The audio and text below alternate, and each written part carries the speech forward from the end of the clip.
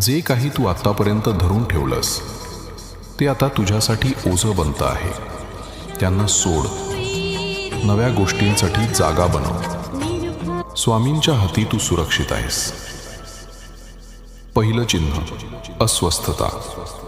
जिथे आतून काही तुटतं असं वाटतं तेच नवं वाढण्याचं ठिकाण असतं. अस्वस्थतेने तुझ्या पंखांना जाग येत आहेत.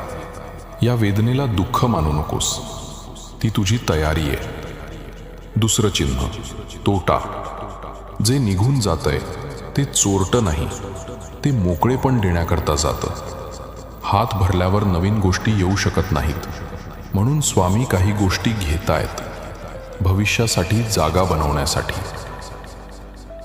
तिसरं चिन्ह, शांतता. उत्तर न येणं, शून्यवाणी हे अनुपस्थिती नाही, हे माती आहे